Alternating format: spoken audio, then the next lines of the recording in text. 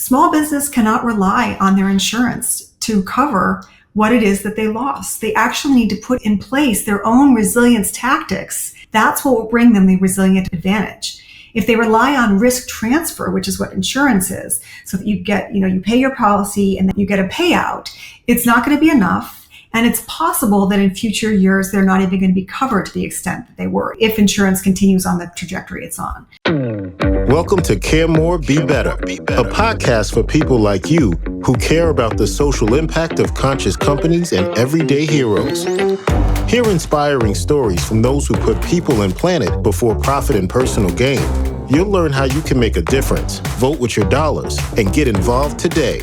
Here's your host, Corinna Bellizzi.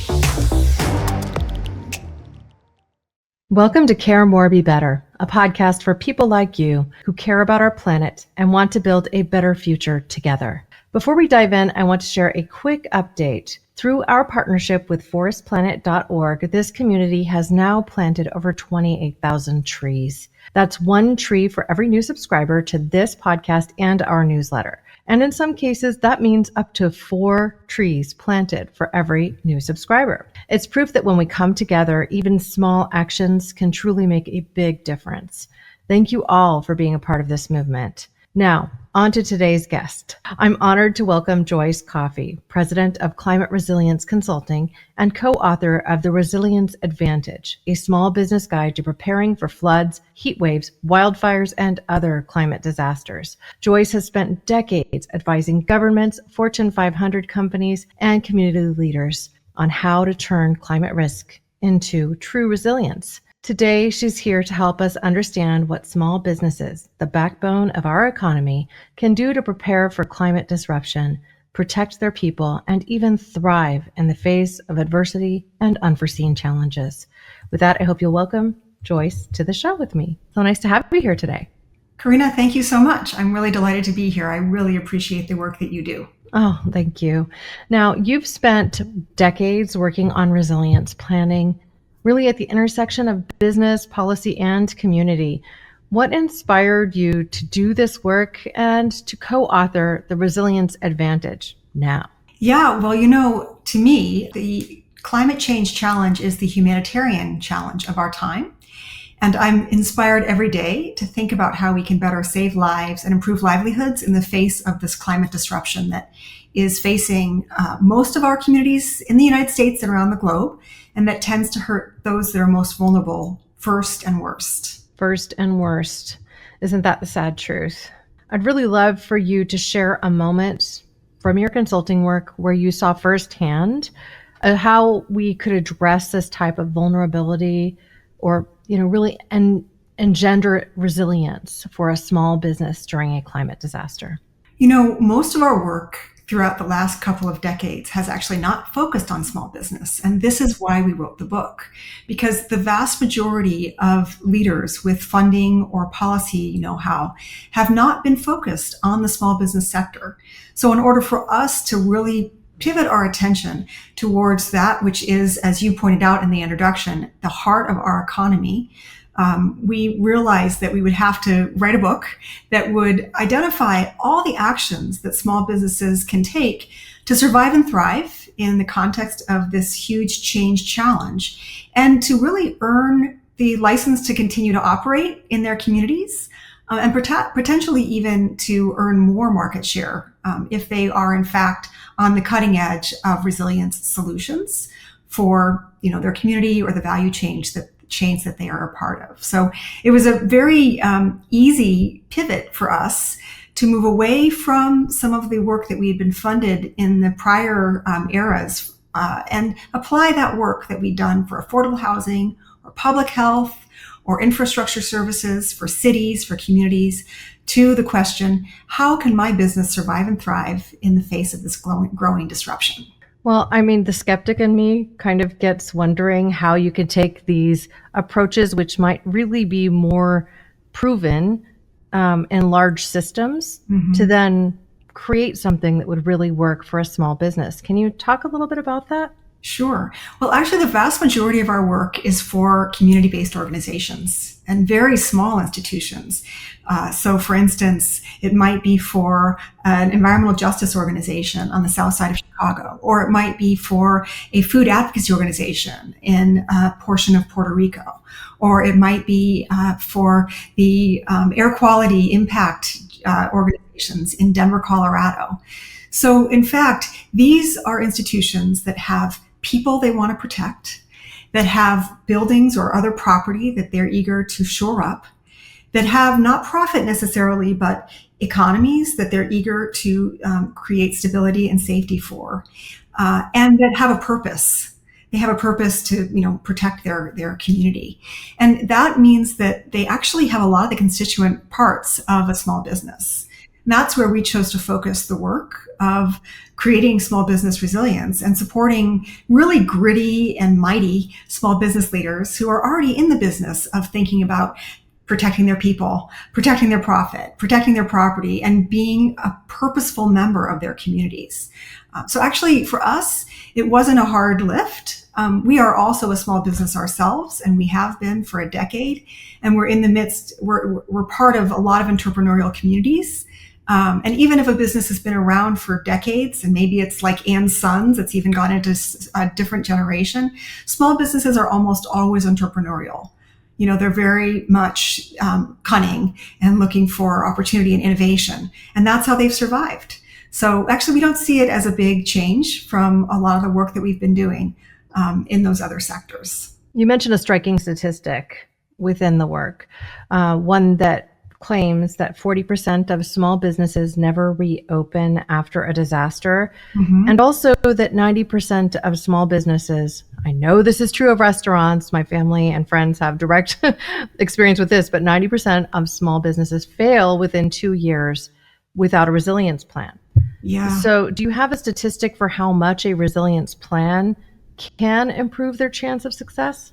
Thanks for rattling off the stats. And I think they are really important. And of course, behind each one of them is a family that's trying to survive, or a set of staff that just want to get their hourly pay, and a Main Street that wants to stay solid. So, I think the stat that really gets me is that only 26% of small businesses have an actual disaster plan, but 94% believe they're ready to handle disasters. And, I think this really, in my view, points to a very specific issue with a small business versus a large business. And that is that small business leaders, they hold the key to the castle, right? So if you have a president or a CEO of a small business, he knows how finances work. He knows all the parts of his building. He knows his staff. Unlike a CEO of a large company that has an HR department and a finance department and an operations department. So this is a really wonderful thing. He's in charge, and so he can actually determine his resilience direction and journey much more readily than a large company's CEO. But what he doesn't have is time or resources. And this is why I believe a lot of the planning never happens, or if it happens, it's very temporal, like, oh, we've just had a big event, let's get ready for the next one, and then it kind of gets forgotten. Because as small business owners, we are focused on what is, front of mind for us today. And, that is, when you were talking about your family owning a restaurant, the fact that so few small businesses come back after a disaster does have to do with the fact that we can only focus on that which is in front of us. And one of the things that we're trying to help small businesses see is that creating a plan and really making it part and parcel of what you do with your team is not actually hard.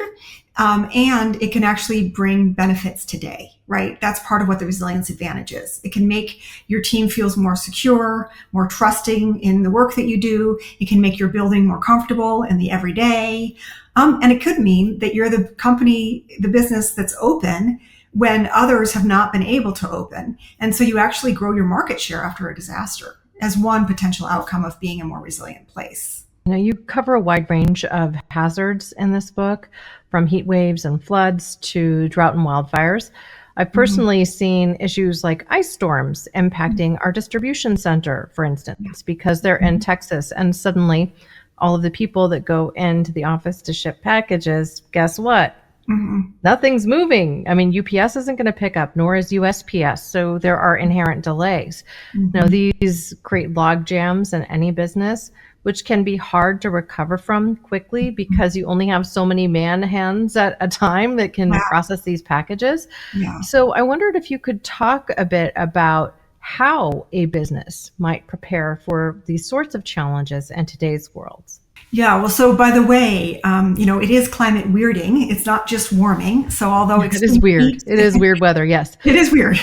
So while extreme heat is in fact the largest killer of any of the climate hazards, it takes more lives than floods and windstorms and wildfire combined in the United States every year. Extreme cold is also part of the situation, especially for places that have not typically experience that. And it tends to be that these storms for cold are part of what we're calling convective storms, which is, by the way, a word that most of us didn't even know a decade ago. I mean, the insurance industry now, it's like common parlance, but if you were to have asked an insurance agent a decade ago, what is convective storms? They would have been like, what? So it's a change in airflow that causes, in this case, for instance, more extreme cold. And I could give you, some important quick tips about, for instance, how to handle another very common peril and hazard are synonyms. For instance, it's not just about having a plan. It's about doing some of these very basic cost savings. For instance, securing your site. So bringing in or anchoring outdoor furniture and signage. This is something you mentioned in Texas. This is really, really vital to do. Loose items, they become dangerous projectiles in high winds, and they can then impact the building, or they can impact your neighbor's building. But in any case, they're not good for the overall community. Strengthening your building envelope. So checking your roofs, your doors, and your windows. These reinforcements, like storm shutters or door braces, they're not that expensive. They do cost something, and most small businesses don't have a lot of cash on hand for these sorts of things. But the stitch in time that saves nine, the cost savings of these simple tactics, really can reduce costly damage. And then another one that I just really think is so important is to have a safeguard plan for your records and data. And I mean, you and I are in this high-tech room. You already, as we were starting here, we're talking about your tech and your reliance on it, your microphone and that kind of thing. But the bottom line is that many small businesses don't have a lot of high-tech systems. So they haven't backed up their financials. They don't have insurance. They don't have their customer contacts in the cloud. If they did, that quick access might mean faster claims or faster reopening. So these are very pragmatic suggestions, but they're the sort of thing that a small business owner would have to do in the evenings or on a Sunday, when they have the extra moment to take this in. I think given what we've been through in the last decade, especially the last 5 years with COVID, many businesses have been forced to, whether it was uncomfortable or not, really start to think about some of those things, like shifting to cloud-based systems, ensuring that employees could have access from home.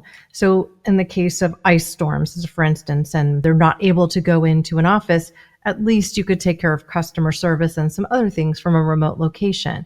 And that could then hasten your catch up when you're back in the office, whether it's, printing files and having them ready to go when you are able to get back in the office, or really anything, could be any number of things. So I think more businesses have kind of integrated those resilient, I don't know what you'd call them, probably non-negotiables. It's like, these are the things that we all need to do in this day and age to ensure that our businesses can survive and thrive in some sort of strange disaster. In my home, because I work from home, this means that I installed a generator.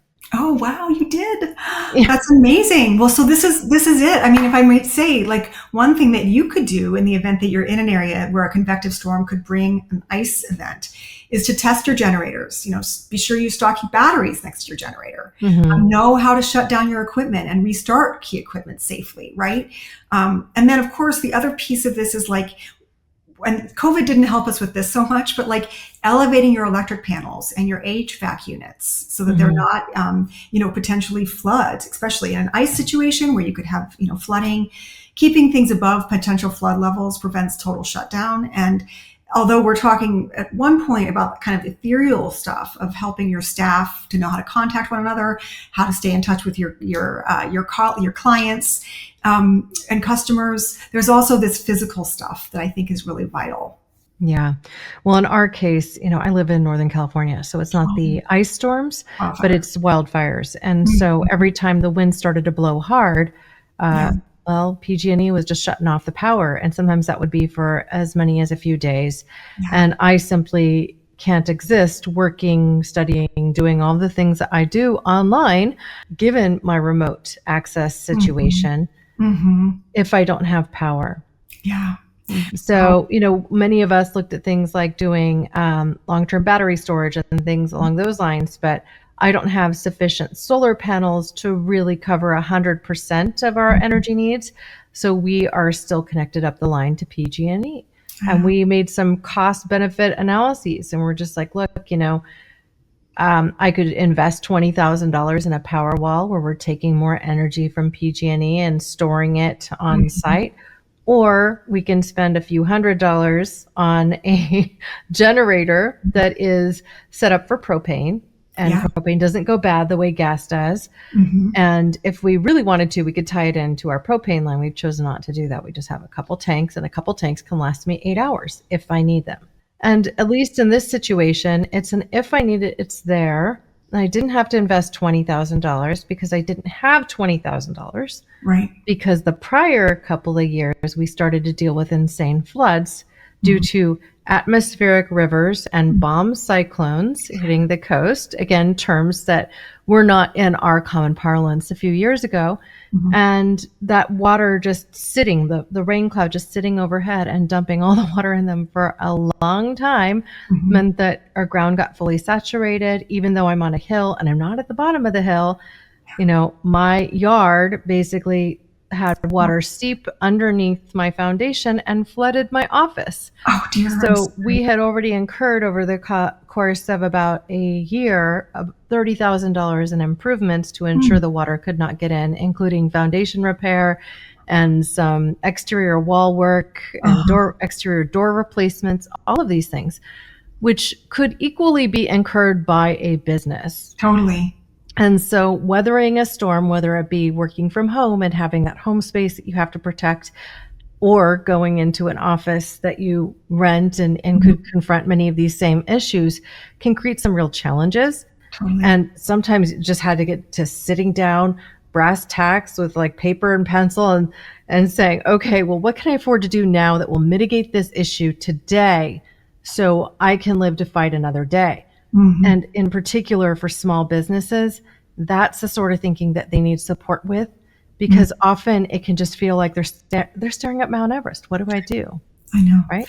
Well, Corinna, you are such an advocate for Resilience Advantage. You're proof of, several of the important pathways that we describe in the book, but the most important being that you identified your critical risks and then did your own internal cost benefit analysis to see what it was that you could afford. It does sound as though it took a few shocks to get to this place, right? Like you didn't do it the first atmospheric river, and you didn't do it the first time that you were out of power. And I think that's true, actually. We do find, you were asking earlier about sort of what would compel small businesses to do this.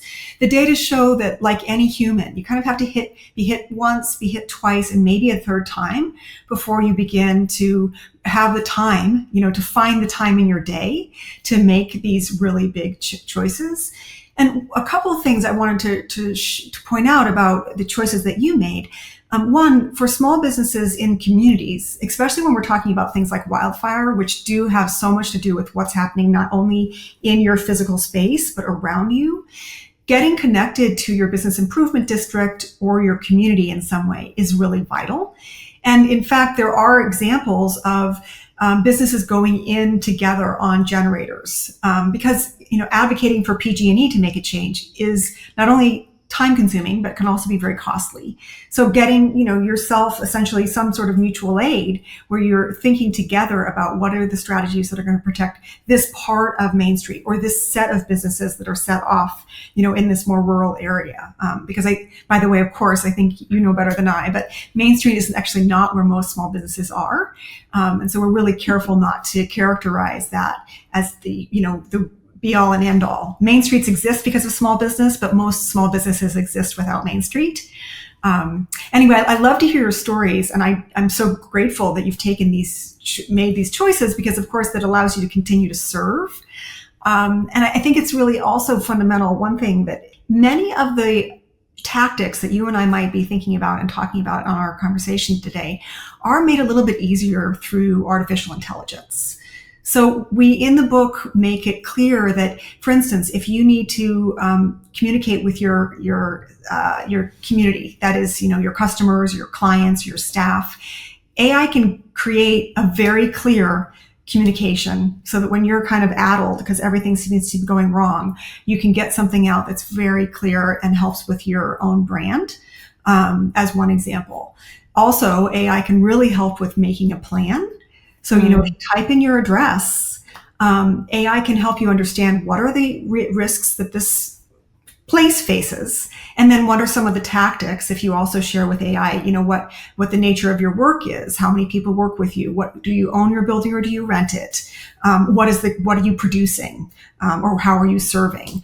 So, we found that it's a very different day now than it was even 5 months ago in terms of being practical and very specific around climate resilience plans that can be put into action quickly. Well, and in some cases, I will remind people that if your governor happened to, or the president issued a state of emergency in a particular area, then often there are other funds that are available to you, either as tax relief or even just funds. I know there's less from FEMA or things like that these days. But at the time that we had experienced all of the flooding issues and basically 2 back-to-back raining seasons, we were able to get some tax relief. And, I couldn't do those calculations. That was my CPA, but it meant that we didn't end up paying as much in tax that year, which was incredibly helpful, especially given the fact that we did have an outlay of about $30,000. Wow. I mean, I love that was true for you. I will say that it is a slightly new day in terms of being able to rely upon federal resources for this sort of disaster recovery. We do point out in the book that there are small business SBA related resources, but one thing we are very careful about is just to remind small business that, especially because, actually there's a lot more resources for households than there are for small businesses in recovery. One of the sad reasons for that statistic of only 40% of them reopening is that there's just a lot less money in the various hazard programs that FEMA runs or that HUD, Housing and Urban Development, runs or ran in the past. So small business has to really be their own belt and suspenders. They have to figure it out themselves. And that's a really good point. I actually have a similar story that would relate to that from a not-for-profit on the Central Coast that had intense flooding and didn't get the same relief that I got. Yeah. I mean, if you are a home-based business and you can claim some of these as home-based assets, that one should try that because there might be more resources available to you. But there are some small business related resources, but the same is true, honestly, for insurance. So certain states have, it's getting harder and harder to be insured in places that have high climate risks. Yeah, I could tell you all about the issues that my friends have experienced when it comes to fire insurance, even in my local area where State Farm has just said they will not bring in any new policies, and they're on the state plan, which is about double the cost in many cases. And insurance costs for the last 4 years have increased over 30% every year. That's because the government allows, it's actually, it's not, the maximum level is decided by Congress. And so the maximum level is what is being raised every year because of our risks. And so I am paying more than 3 times for my fire insurance what I was paying when we bought the home in 2009. I'm so sorry. And I mean, you are one of millions of Americans that are facing really a huge crisis of insurance. The same is true for businesses. Like their costs for any of these insurances is much more now. And actually, in the case of small business, it can be even more complex because those state plans that you mentioned, number one, of course, they are much more costly. And some states, they're a little bit in the balance. I mean, I'm sure you followed in California that it was unclear whether the state plan was necessarily going to be able to re-up itself to this level it was before for wildfire. And by the way, these state plans are generally focused on wildfire. They're often called FAIR plans, F-A-I-R. In the context of like Florida, they have a citizens plan, which is primarily for wind damage. But we were really careful. Advisors to us in the book, and many of the other people in the resilience scene were like, well, you got to put insurance as one of the first chapters. And I was like, actually, no, we're putting it as the last chapter. And here's why. Because small business cannot rely on their insurance to cover what it is that they lost. They actually need to put in place their own resilience tactics. That's what will bring them the resilient advantage. If they rely on risk transfer, which is what insurance is, so that you get, you pay your policy and then you get a payout, it's not going to be enough. And it's possible that in future years, they're not even going to be covered to the extent that they were if insurance continues on the trajectory it's on. But there's one other really existential issue around small business and insurance. And that is that in some places, as you mentioned, small business will not be able to be insured for the flood or the heat or the wildfire that they face. And they may therefore have to move. And this is like as traumatic a decision as it is to think about picking up and moving your family.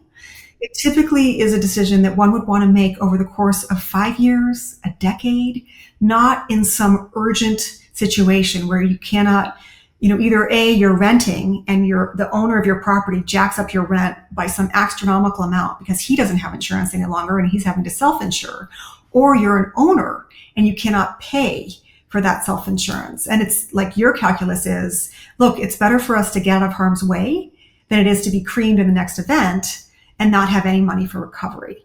So we do cover this question of relocation in the book, even though it is literally, if you and I were if I were talking to other sustainability people, they would literally be booing me out of the room. It's such an incredibly hard topic to broach. And it's easy for me to say I'm sitting here in Chicago, which is a relatively safe place.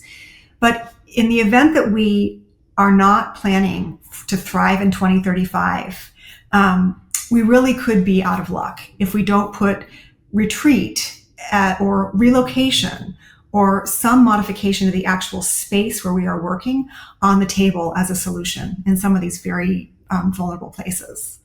Key to that point, I'm in Santa Cruz County. There's a lot more trees here. And while it may be more expensive on a personnel basis to hire people in Silicon Valley, there's far fewer trees and far less risk than you might experience here because there's more planned communities, the land is flatter, all of that goes into effect to support the resilience of a community as a whole. So I really think you're talking about that too. It's what types of access you have. At the same time, another cost that is coming up that is impacting businesses today that may not have been anticipated is the rising cost of energy. I wondered if that was something that you could talk about. Yeah, well, we certainly do talk about it from the perspective of extreme heat, which I mentioned at the very start of our conversation. One thing that is very true about extreme heat is that it has a huge impact on productivity. So if you are thinking about, how much product or service you're getting out of an employee in an extreme heat context, you have to put that in the same conversation as your question about how much you're paying for energy, and especially how much you're paying for cooling. Because I'm on the resilient side of things. So I feel it's really important for us to offer cooling to our staff in places where we hadn't previously. Now, if I were on the greenhouse gas reduction side, I'd be talking about, we all have to just be confident that we can work in a hotter environment. But that's actually really not fair because many of the people who work in environments that do get hotter, let's say they work in the factory or they work in agriculture or they work in construction, they may not actually have adequate cooling at home. And the body needs cooling at some point during 24 hours in order for it to actually be healthy and certainly for it to be productive. The number of accidents go up exponentially when heat goes over the typical threshold for a hot day wherever you are. So Phoenix has a different threshold than Chicago. So when I think about the cost of energy in the context of climate resilience, number one, I'm asking myself as an advocate for small business leaders, how are they going to pay for the increased energy costs that they're going to need in order to keep their people safe? And how are they going to use natural cooling, shade, water breaks, and other means to increase the safety of their team, in addition to increasing the cooling load that is required for the process that's underway in their business. So we look at it a little bit differently, but I think the bottom line is that you and I were speaking earlier about like the vulnerable being hit first and worst. They have, the vulnerable, typically a much higher energy burden. What I mean to say is, like, when you're a small business, and let's say you're in a lower income community and you are a member of a lower income community yourself, versus like being a high net worth white person working in a lower income community, you're energy burdened, you're water burdened, you may be paying more for rent than you're getting from your landlord. So all of these things mean that it is harder to prioritize resilience. And I think the last word I would have on this is that you can't do it alone. So the quest for instance, decreasing the need for cooling is one that doesn't stop outside the fence line of your business, whether that's like the front door because you're in a home-based business, or the outskirts of your the big supply area that you have on the outskirts of your property. You need actually help from city government to put in place more cooling structures, like, for instance, change building code for increasing albedo, which is the reflectivity of a building, so it doesn't get so hot during the day and stay hot all night. For more green space, you mentioned trees, which is a huge element of cooling. You might need help from the large business that is, that you are supplying to. And large businesses are compelled now, in a way they never were before, to report to their shareholders about their risks. And they are identifying things like energy burden, the need for more cooling, the potential for flooding, all those things, wildfire risk in their small business value chain. Now, what they could do is they could flee that value chain and try to go somewhere else. But the absolute truth is that you cannot escape climate risks.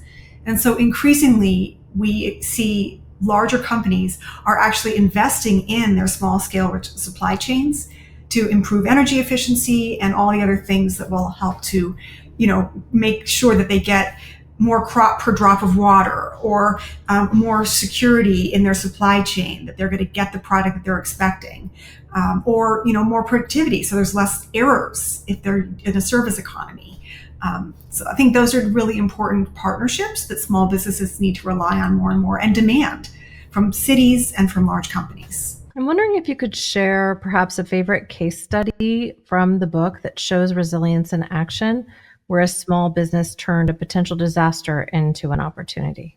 Yeah, well, I think there are some really great small business stories in the book, and a couple of them I like the most are related to breweries.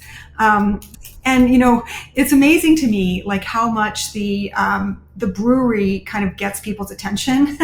So in Asheville, North Carolina, New Origin Brewery, which is a local loved business, they faced this catastrophic flood damage after Hurricane Helene. One of the things that happened, I was mentioning earlier about the projectiles in the windstorm. Well, in this case, it was quite unprecedented. Railroad cars came off of the tracks and forced through their building. So New Origin Brewery filed a flood insurance claim, but in fact, ultimately, sadly, the gap is still too large for them to bridge. So they didn't feel they could take on more debt. They did apply for a FEMA-funded property buyout program that would aim at preventing future damage so that they could get out of harm's way, and they're waiting for word on that. So there are a few things that I wanted to share about this story. Number one, it wasn't just flooding from water coming off of their site. There was something outside of their site that affected them. So it's like you have to think well beyond the boundaries of your firm. Number two, they did have flood insurance, but it wasn't enough. Number three, they are looking at relocating. But number four, they're required, or they're trying to rely upon a federal program. So ultimately, what New Origin Brewery is doing now is they are making their own plan for a shift to a different place, and they're relying upon their current customer base to help them out. They're taking proactive steps to adapt by finding other properties that are a lot less threatening, and they are still in touch with all of their customers. So anyway, I really appreciate the hard work that they've done.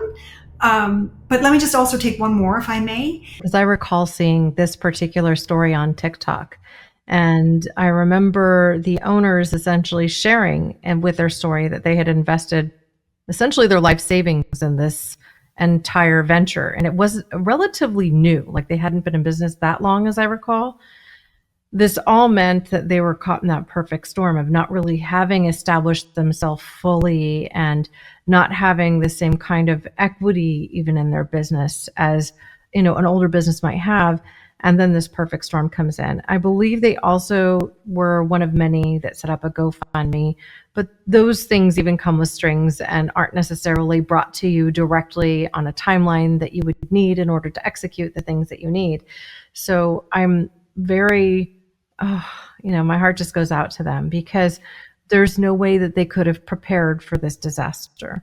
I mean, absolutely not. Except that I think that there are, first of all, that when one puts one's life savings in their business now, different than before, like our future looks a lot different than our past, we actually have to be thinking about the future being one of more extreme events. So, having a larger self-insurance, like a larger piggy bank for the extreme events, having a smaller footprint, starting out smaller than you were before, being in partnership. There's just different pathways that we would not going in a way. What you're suggesting seems to be like, ensure your nut is smaller in the beginning. Yeah, ensure your costs are smaller in the beginning so that you can be setting more aside for that eventuality of some very risky thing. I don't think this is necessarily the death knell of that small company. I mean, those guys. Yeah, my hope is not. Yeah. I think we all need spaces for community to connect and gather. Yeah. And that's the place of a brewery, a coffee shop, a pub. These spots become even more important as more and more of us are working from home or working remote and not having that same sense of community in our office or with office culture. So I think that's really important. And, there's people in Asheville are very resilient as a group of people anyway. And so my hopes are high for them as well. Yeah. And, if I just may share another story, I think the breweries are really important. There are also so many of these major events that don't make national news. So you are a voracious, a consumer of news. It doesn't surprise me, but it's pretty cool that you knew who I was talking about. Well, I cared about these big events that have happened, what are the climate effects? How can we foresee the next one? Is there a way that we can support people during these times? The importance of community is higher than ever, I think. Exactly. And this is one of the stories that I think you connect throughout the work is you're essentially not separating the idea of community from small business. They're totally one and essentially the same. I mean, community needs small business. Small business needs community. Small business needs community with a capital C, like big corporates, their city, but they also need community like their staff and their, the people that come through their door every day. But one other thing I just wanted to point out, and this is probably true of many of those risks that you yourself have faced in your business. So many small businesses are damaged in climate events that never even make the local news, let alone the national news. And these are really the ones that I'm just like, holy cow, we have got to do better. But there are some really, I think, phenomenal outcomes. There's one I love because I'm in Chicago. So Mitney Lewis, she's the owner of Peas in a Pod Daycare. Of course, you were just talking about, how important small business is for community. Our daycares, if we don't have a place to put our kids during the day, we can't go to our hourly job and we will get fired. You don't want to think about COVID, but it was really challenging. Absolutely. I'm telling you. And people who were, frontline workers, they faced challenges that were really, really dramatic in that way. So you could imagine this daycare in Chicago, they had flood damage from a rain event. In Chicago, we have a combined sewer system. So flood waters, that are on the street can come into the basement. And they were actually forced to shut down operations. I mean, daycares are operated at a very high public health standard, right? You can't have standing water. But she was organized because Chicago is known to have flood events in her neighborhood. So she had all her paperwork in order.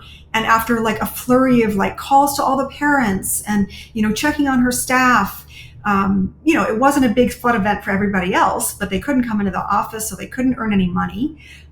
She qualified for a grant from the U.S. Chamber of Commerce. They have a resilience program. So it kept her staff employed and it gave her the tools to prepare, to recover and to prepare. And she knew the money was coming, so it gave her money. She was able to borrow from friends, actually, not from the bank, to get stuff cleaned up. And this is just the small, gritty stories. This is what it's about. Now, if a train, comes off the tracks and screws your brewery, that is a big, big deal. Many of these small events are big events for the one company or two companies or 10 companies that are affected. And, those are folks too that can really, I think, benefit from spending the Sunday getting their act together with their planning and their processes.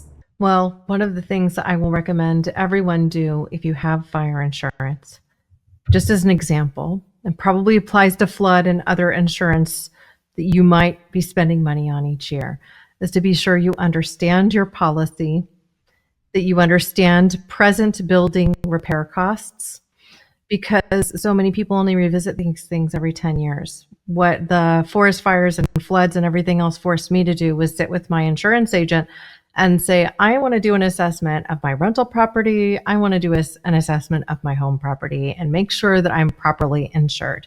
Because increasing your insurance coverage doesn't go up by as much as the minimum policy piece. And so for me, it was worth it to spend $500 more a year than I might have before, even though it had come up a lot, because I was sure now that my building could be replaced. I've seen too many friends execute their fire insurance policies who were only able to build a structure that was roughly half the size with the insurance money. So then they're taking out loans from their 401k in an area where we already have insane property costs. I mean, insane. Yeah. So a single family home here, you cannot buy a single family home in Santa Cruz County for really less than $1 million unless it needs a lot of work. So for people to understand that as a baseline and to understand when they're buying insurance, what it does and what it does not cover. I mean, even for people with a work truck, I'll give another for instance. Recently, a contractor in my local area, he also has school-aged kids that are going to my school. He had a tree fall on his truck, but it also fell on his trailer. And his trailer didn't have the same insurance coverage that the truck had. It was attached to the truck at the time, but that doesn't really mean anything, right? It's again, this whole thing essentially got really worked over, and it meant that his, the cost of the replacement and the repair, if it could be repaired, but the trailer piece was not going to be covered by insurance at all. And so you have to, in some cases, set aside a measurable amount of time to fight with insurance companies to find out if there's a way that they can possibly cover even partial replacement or something along these lines. But making sure you're very clear with what your policies cover and what they do not, what's an act of God versus what is considered a covered event is very critically important. And I think even more so for small businesses, because you can't necessarily go out and spend the $10 or $20 or $40,000 on a whim. in Totally. many cases. Well, and so if I may, first of all, you really are writing the book here. Every chapter we say, meet with your insurance provider. We also say take annual pictures and videos of all of your key equipment and spaces. But another tactic that we suggest is, again, using generative AI. My insurance policy is a little bit Greek to me, and I've been working in this space for a long time. And I get really bummed out when I can't understand my paperwork. If I put my policy into generative AI and I say, write this in plain English, give me the highlights. What am I covered for? And then I say, and what kind of risks might I not be covered for? What should I be worried about with regard to this policy? Doing that gives me so much more ammunition, essentially, when I want to go and sit down with my insurance broker, because A, I can speak her language a little bit better, which makes our conversation a lot easier. But B, I can really test the waters with her about, is this really enough? Or what would happen? Let's go through the scenario here if the worst were to befall my firm. So I do think, by the way, that we have resources now that, even though we don't have a chief financial officer or a chief risk officer, because we're very small businesses, we have an associate in generative AI that can make us feel a lot more confident going into those conversations that can otherwise be quite stressful. Because ultimately we know that when we leave that office, we're going to be spending something more than we were when we walked in. But hopefully we're going to feel a lot more confident that in spending on that, it will actually help us in the long run. And certainly we're going to earn a lot more respect from our insurance broker because most people are not asking questions like you did. So congratulations. Well, I would like to give you two caveats on this. I use ChatGPT. I would say I'm not an expert, but I use it as a research assistant for my PhD program. So I'm using it for a lot of different things. Yeah. I use it to help me find relevant research and third-party peer-reviewed studies. I also use it to help me code and decode things like long-form interviews, to do axial coding and things along these lines, which is a method of qualitative research. Yeah. So, I'm stretching it. And what I do notice is that you have to pay close attention to what you're asking ChatGPT or other generative AI to do, and you have to check its work, almost like you would check a student's work. Totally. So what I've found to be most effective, especially when it comes to things like contracts, like what your agreement with any insurance provider is a contract, is to break it into chunks. And then that forces you to be thinking about, okay, well, what about this section of my contract? Yeah. And you could have read it, but not really understand it in as plain of English as you're talking about. And then ask ChatGPT, can you look at this section? I want to understand this. Yeah. And then they're less likely to make hallucinations or assumptions from other policies that might exist on, or that it might have had access to at some other point. So being very clear, being very clear with what your present understanding is. So I found it even more successful when you say things like, my present understanding of my policy is this. That's great. Can you please review, given that lens, and help me see where there might be holes or risks? Great. And it works better in those cases because you've given it framing. Yeah. So I think it's really, really important to frame your questions and start in chunks. And as you get more comfortable, then you're going to identify when it seems a little bit like it's gone off the rails. Totally. I mean, I would just say we do have AI prompts throughout the book that help to hopefully make the questions, dialed up enough that you can get the kind of information you want. But here's the bottom line. Small businesses are already proving that they can use AI wisely and with the same discernment that they bring to every other business decision. A lot of my peers in the climate movement are really reticent to recommend AI. But if you are a small business and you have very few staff, if you don't have someone saying, it's okay, you can try it, it's not going to hurt you, you might be missing out on something that would really help you with your competitive advantage. And it really bums me out, especially when I'm working with community leaders. For other, non-community folk, like leaders of the city or whatever, who are very hesitant to suggest community leaders get invested with AI. I'm like, why would you do that? The big corporations are using AI. You don't think the community leader can handle it? She is making tough decisions every day, and she's interacting with all sorts of badass leaders. She can absolutely handle it. she will be able to look at the material that she gets out of AI and question it and determine what works for her and what doesn't, and what needs to go back, to the drawing board.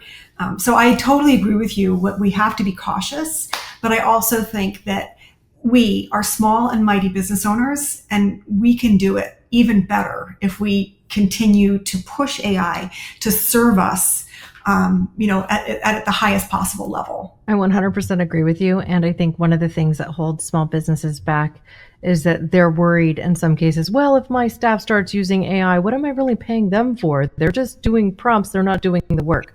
But my earlier point stands. Like, you have to know what you're doing with the AI and with that chat support in one capacity or another, so that you can refine how you're questioning, what to look for if there's an issue, and it can help you think through the challenges as well as operate as a brainstorming tool. Yeah. I also use it to create marketing. So, I work in the sales and marketing space. And so say, hey, here's my core competitors. Help me define how I stand out given what you know from these 3 documents. Mm-hmm. And it's very good at doing stuff like that. Mm-hmm. You always have to refine, but it's very good at doing that sort of stuff. Yeah, I love to hear it. Good for you. No wonder one of the reasons you're so successful. Thank you. Well, we're working hard here. What do you think is the biggest mistake that small businesses make when it comes to climate risks? And I just want top of mind, not a long answer. They don't assume that the future looks different than the past, and they assume that if they've been hit once, they'll never be hit again. Oh, no, that speaks to gambling. It's like people think also if they win once, they're going to win again. And it's nature's casino out there. Yeah, exactly. Don't play with it. What's one low-cost step that every small business can take today to become more resilient? Go to Realtor.com and type in your address for your business, and you'll see maps that identify your business. If you click on that map, it'll identify the environmental risks that are around that property. So your flood risk, your air quality risks, your wildfire risk, and noise, which isn't climate related. Knowing those 3 things, flood, wildfire, and air quality, can be really important for figuring out what some of the next steps you should take are. Fantastic. How can resilience give small businesses a competitive advantage? Oh, I'm so glad you asked, because resilience is not just a burden, it is a competitive advantage.